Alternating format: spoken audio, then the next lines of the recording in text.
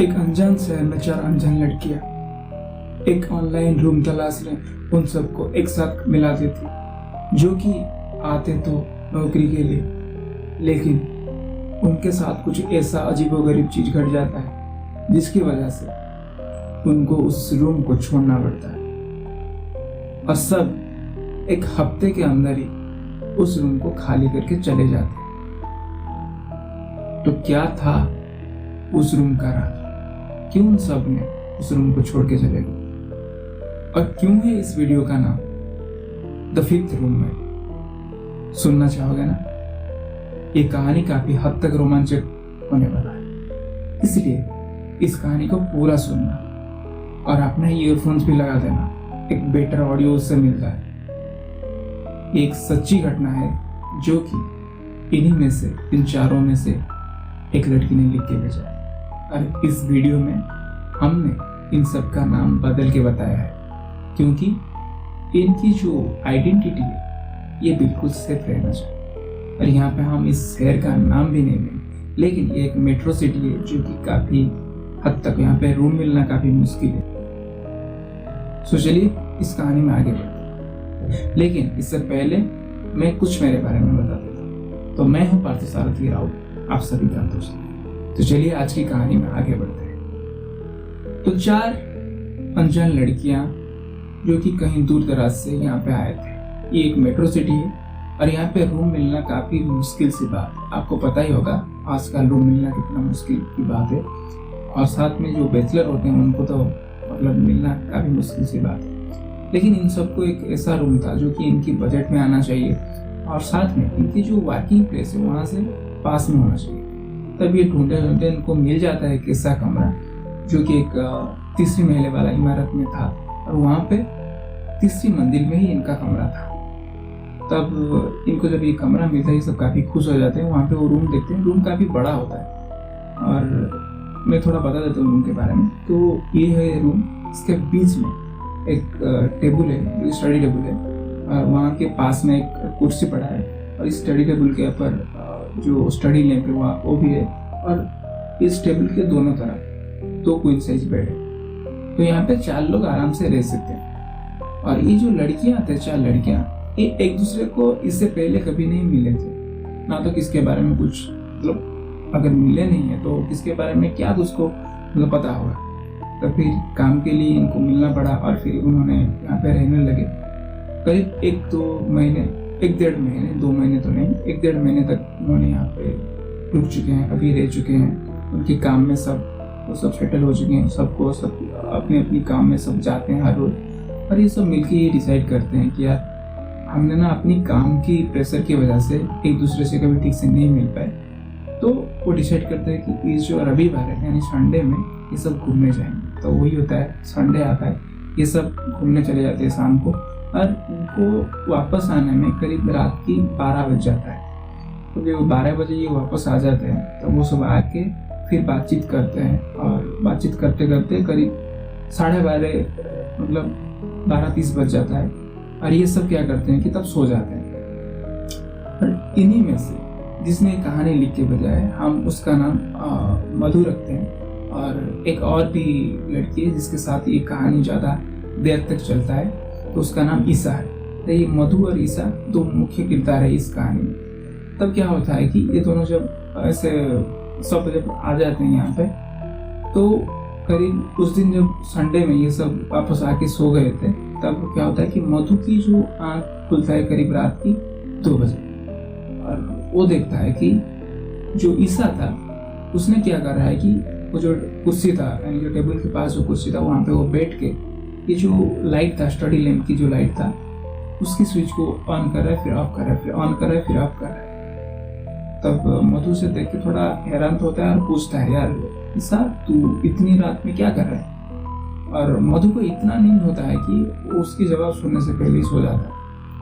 और फिर उसके बाद क्या होता है कि जैसे कि संडे के बाद मंडे आता है, तब मंडे है, सबकी ऑफिस फिर खुलता है और ये सब भागते हुए अपने ऑफिस चले जाते हैं अपना अपना काम खत्म करके, और सबको आने में भी देरी होता है। और ये जो मधु था वो जब आता है अपने कमरे में, जब वापस आता है तब देखता है कि रात की करीब 9 बज जाता है।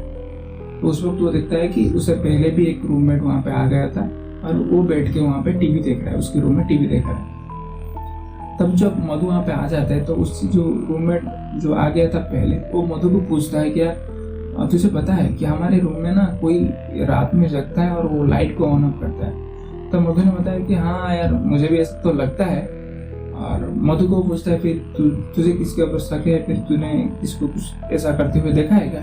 तो मधु बताता है मैं तो पहले तो किसी को नहीं देखा था, लेकिन हाँ मैं कल रात मैंने ईसा को देखा था कि ईसा ऐसे कुछ कर रहा था, रात में वो बैठ के ऐसे कुछ कर रहा था। तब ये फिर इसके बारे में ज़्यादा बातचीत नहीं करते, फिर अपने बारे में बातचीत करते, काम के बारे में बातचीत करते।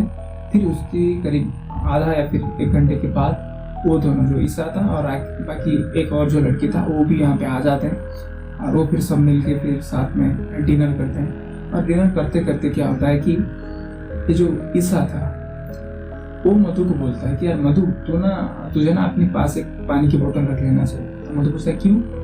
और ईसा कहता है कि यार तुझे ना रात में जगने की मतलब मैं तुझे काफी बार ऐसे देखा हूँ कि तू रात में जग जाता है पानी पीने के लिए। मधु पूछता है कि यार क्या, मैं कब से रात में जागने लग गया हूँ? तब ईसा बोलता है कि यार मैं तुझे काफी बार ऐसे देखा हूँ। तब मधु थोड़ा सोचता है कि यार ईसा मेरे साथ मजाक करे क्योंकि मैंने उसको कल देखा था, इस वजह से शायद इसके बारे में वो बता रहे हैं। लेकिन ये सब के बारे में आपको थोड़ा बहुत बता देना चाहता हूँ कि जो मधु और ईसा जो थे ना, या फिर जो इन दोनों के बीच में जो बात चल रहा है, इससे पहले इन चारों में से ये बात किसने नहीं किया था।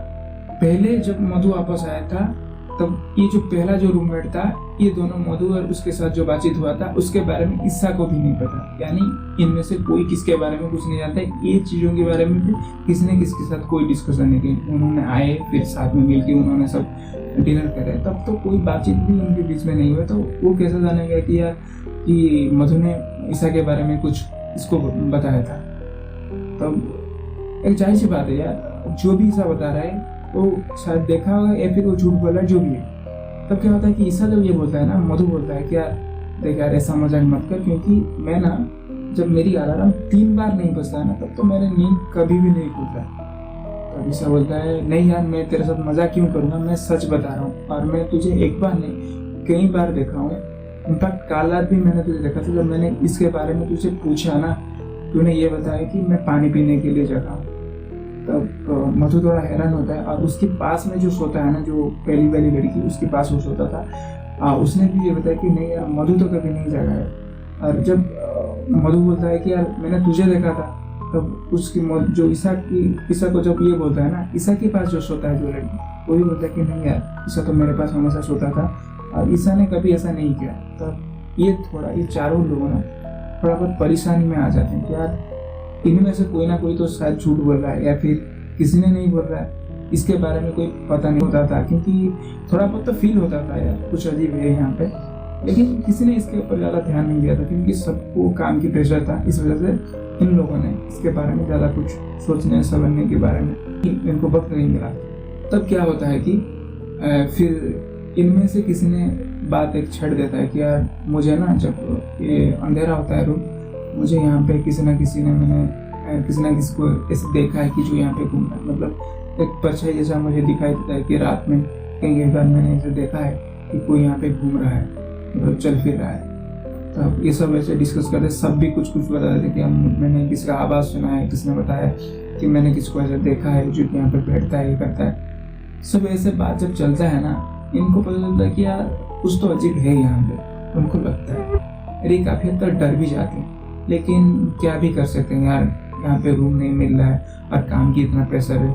फिर वो सब सो जाते हैं, खा पी के सो जाते हैं, फिर काम करते हैं। उसके बाद फिर से ये सारी जो चीज़ें हैं, इसका इंटरनेट धीरे धीरे फर्क पड़ता है कि किसने अचानक से कुछ देख रहा है कि कोई भाग के चला गया, और फिर ये सब जो रात में जो लाइट की जो एक्टिविटी होता था ये भी बढ़ गया।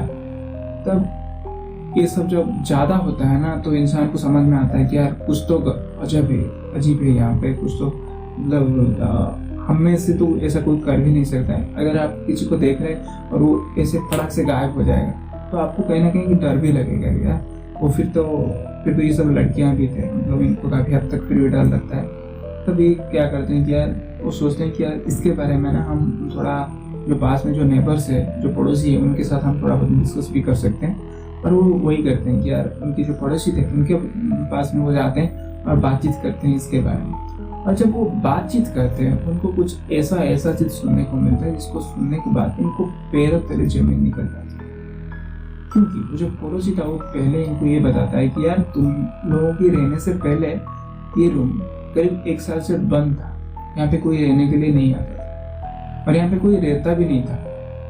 और उसके बाद वो फिर एक और चीज बताता है कि यहाँ पे जैसे कि मैंने पहले बताया कि जो आवाज होता था ना, आवाज जैसे कि कोई औरत जैसे दर्द में चिल्ला रहा है, क्या रहा है, उसे दर्द हो रहा है, तकलीफ हो रहा है और वो रोता था, ऐसे एक औरत की आवाज इनको भी आता था। और फिर ये जब बातचीत जो पड़ोसी था इनको वो भी ये बताता है कि यहाँ पे 1 साल पहले ना जब कोई नहीं रहता था, उससे पहले यहाँ पे एक जो लड़की है या फिर एक लेडी यहाँ पे रहता था जिसका कि एक बार मिसकैरेज हो गया और उसके बाद यहाँ पे ही उसका जान निकल गया था, वो यहाँ पे मर गया था।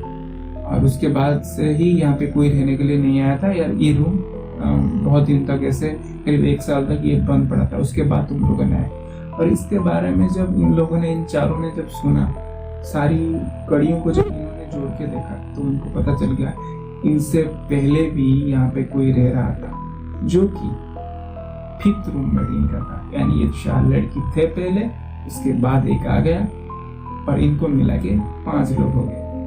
और अगर ये इंसान होता या फिर जानवर होता तब तो ये उसके साथ एडजस्ट भी कर लेते, लेकिन इन लोगों की नहीं, हम सब की समझ से परे ये क्या था।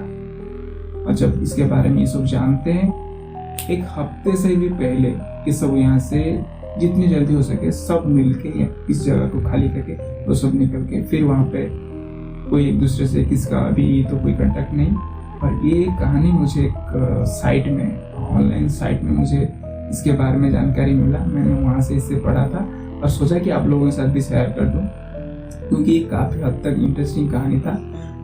मुझे लगता है कि ये कहानी आपको काफ़ी हद तक पसंद आएगा। अगर आपको ये कहानी पसंद आए तो प्लीज़ यार इस कहानी को लाइक कर देना और वीडियो कैसा लगता है उसके बारे में कमेंट कर देना। अगर आपको जानकारी में ऐसे कोई लोग हैं, रिश्तेदार, दोस्त ऐसे कोई है तो आप इस कहानी को उनके साथ शेयर कर सकते हैं जिनको कि इस तरह से कहानी सुनने में मजा आता है। और साथ में आपके पास भी ऐसे कोई जानकारी या फिर कहानी है तो आप मुझे लिख के भेज सकते हैं या फिर ऑडियो वीडियो के फॉर्म में मुझे भेज सकते हैं। यहाँ पे मेरी ईमेल आईडी से आपको दिख रहा होगा या फिर इस वीडियो की डिस्क्रिप्शन बॉक्स में आपको वो मिल जाएगा, वहाँ से भी आप मुझे लिख के भेज सकते हैं। और उम्मीद है ये कहानी आपको पसंद आया होगा। अगर इस तरह से कहानी आपको सुनने में मज़ा आता है तो आप इस चैनल को सब्सक्राइब कर दीजिए क्योंकि हफ्ते में मैं 2 बार, बुधवार और रविवार को मैं वीडियो लाता हूँ आप लोगों के लिए। आप चाहें तो इस चैनल को जरूर सब्सक्राइब कर दीजिए क्योंकि आप लोगों से सपोर्ट मिलेगा तो इस चैनल में काफ़ी हद तक ग्रोथ आएगा। और साथ में आप लोगों के लिए मैं काफ़ी हद तक बेहतरीन वीडियोज़ भी मैं लाता रहूँगा। तो चलिए आज के लिए इतना ही, फिर मिलेंगे एक दूसरे बहुत ही खास वीडियो के साथ, बहुत ही इंटरेस्टिंग वीडियो के साथ। तब तक के लिए stay healthy, stay happy, keep loving and keep listening. तो जय हिंद, वंदे मातरम, लव यू।